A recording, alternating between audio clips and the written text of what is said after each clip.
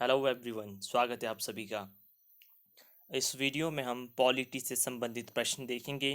ये प्रश्न हमारे जूनियर ऑफिसर आईटी और कंप्यूटर असिस्टेंट इन दोनों एग्ज़ाम में पूछे गए थे। तो आइए स्टार्ट करते हैं।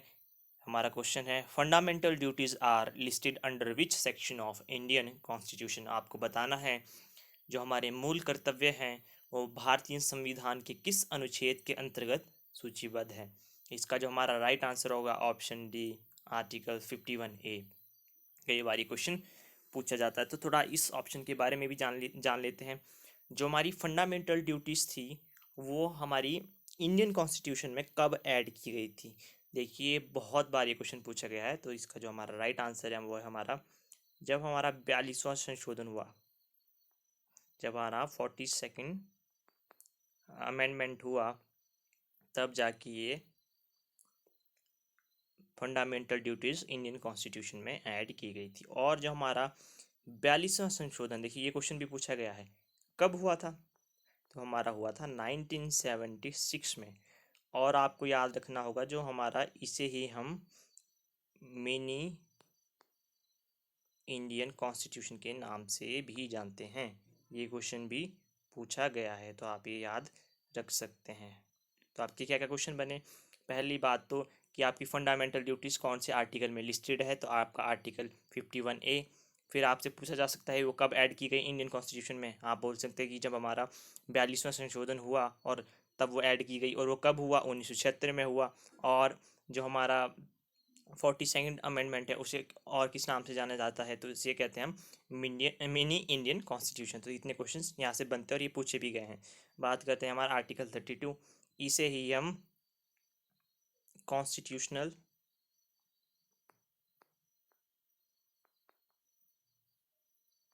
रेमेडीज, ये क्वेश्चन हजारों बार तो पूछा गया है, इन कॉन्स्टिट्यूशन रेमेडीज के नाम से भी जानते हैं।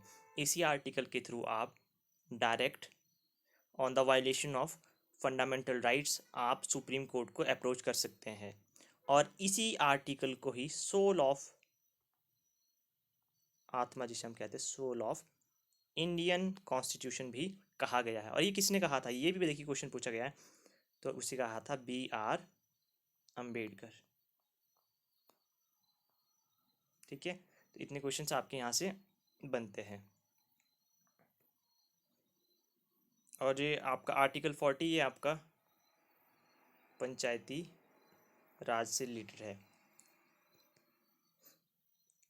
नेक्स्ट क्वेश्चन है आपका, money bills can be introduce in the parliament only with the prior recommendation of which of the following. आपको बताना है जो हमारे मनी बिल होते हैं, अगर आपने वो हाउस में इंट्रोड्यूस करना है तो आपको किसकी रिकमेंडेशन या परमिशन लेनी होगी। तो इसका जो राइट आंसर है ऑप्शन सी, प्रेसिडेंट। देखिए, प्रेसिडेंट का आपको परमिशन लेनी होगी। आपसे ये पूछा जा सकता है कि मनी बिल आप कौन से हाउस में इंट्रोड्यूस कर सकते हैं, आप लोअर हाउस में, अपर हाउस में, या दोनों में। देखिए, जो हमारा मनी बिल होता है वो ऐसा बिल है जो हमारे सिर्फ लोकसभा में इंट्रोड्यूस होता है। अगर आपको इसको पास कराना है तो सबसे पहले आपको लोकसभा में इसे इनिशिएट करना होगा, तभी आप मनी बिल को इंट्रोड्यूस करवा सकते हैं।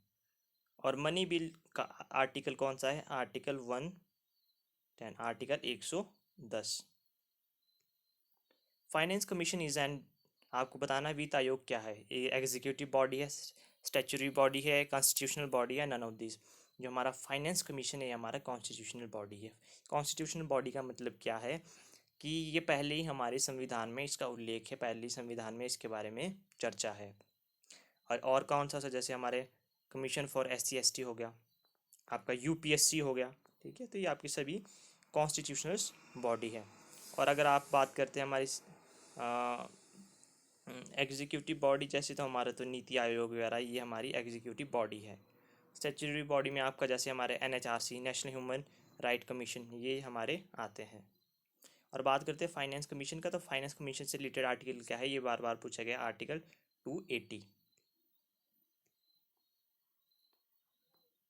नेक्स्ट क्वेश्चन है हमारा, विच section of disaster management act spitting in public offence now. अगर आप बात करें हमारा जो डिजास्टर मैनेजमेंट एक्ट 2005 है, अगर आप किसी भी सार्वजनिक स्थान पर थूकते हैं तो आप अब ये एक अपराध माना जाएगा। तो ये आर्टिकल है ऑप्शन बी, सेक्शन 51B।